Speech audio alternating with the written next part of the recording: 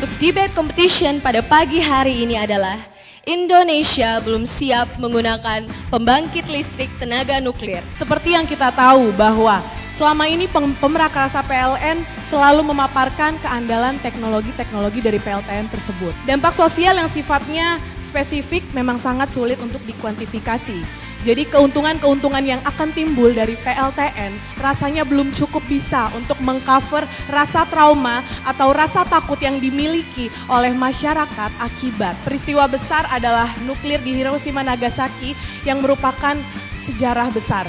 Di sini kita bisa lihat bahwa kita peduli kepada masyarakat, kita peduli bahwa kita membutuhkan sumber energi alternatif yang benar-benar dibutuhkan saat ini.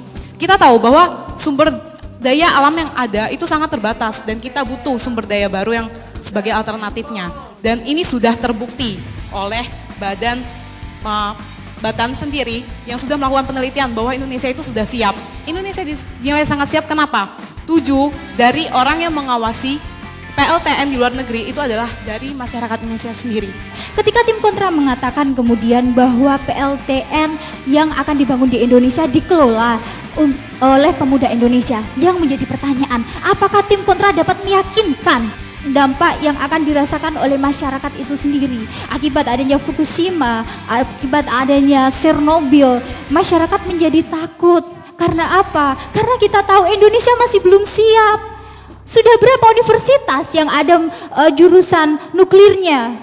Sudah ada berapa penelitian tentang nuklir di Indonesia? Apakah kemudian kita siap dengan potensi gempa dan tsunami yang selalu mengancam Indonesia? Misalnya teman-teman menyoroti tentang kecelakaan-kecelakaan nuklir. Mungkin teman-teman belum memperhatikan penyebab terjadinya kecelakaan tersebut.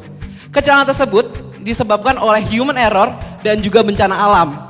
Saya memiliki referensi dari Batan Indonesia yang menyampaikan bahwa pembangkit listrik tenaga nuklir saat ini sudah memiliki sistem defense in depth yang merupakan pertahanan terlapis dan mampu mendeteksi dini untuk mematikan reaktor secara otomatis. Pembicara kedua mengatakan bahwasanya PLTN sudah sangat terjamin, punya sistem otomatis untuk keamanannya.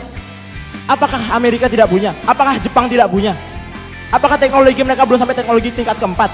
Itu semua sudah dilakukan oleh negara-negara tersebut. Dan jadi saya tegaskan bahwasanya ketika Anda mengatakan bahwa Indonesia siap untuk membuat sebuah pembangkit listrik tenaga nuklir, siapkan dulu infrastrukturnya, siapkan dulu SDM-nya, dan siapkan dulu semuanya.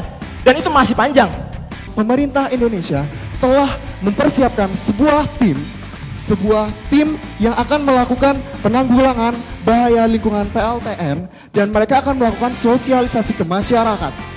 Sekali lagi, kapan kita akan siap apabila kita tidak ingin mencoba?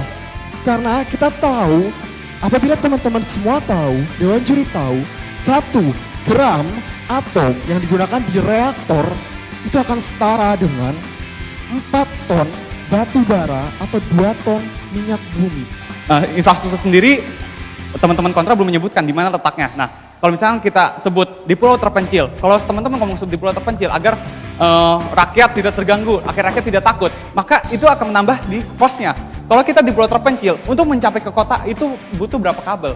Kabel dalam laut, kabel di darat, itu bisa sangat mahal. Dan apalagi kalau kita sambungkan dengan krisis ekonomi di negara kita, Indonesia bakal protes, masyarakat bakal protes, dan itu bakal menghancurkan politik negara. Kalau kita lihat dari geothermal sudah berjalan, sekarang lagi tahap evaluasi. Dan kalau misalkan geothermal itu bisa kita maksimalkan selama penelitian teknologi nuklir itu dijalankan. Pemerintah sudah mensurvei ada 2 tempat yang sudah siap dan pasti siap dan aman. Kalau misalnya kita mau buat master plan untuk membangun pembangkit listrik tenaga nuklir, 2 tempat ini sudah disiapkan. Berarti itu bukan menjadi masalah. Masalah tempat, masalah keamanan bukan menjadi masalah.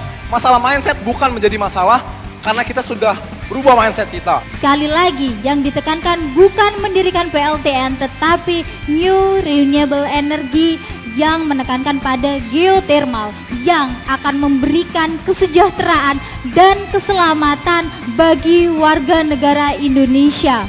Pola berpikir dari tim pro masih sangat kontemporer, alias belum memikirkan kemajuan sama sekali, karena PLTN pada dasarnya memiliki keunggulan. Dan yang terakhir yang perlu saya tegaskan adalah SDM dari seorang operator pembangkit listrik tenaga nuklir cukup seorang berpendidikan D3. Kalau yang kita takutkan ada human error, sampai kapan kita mau stuck di tempat?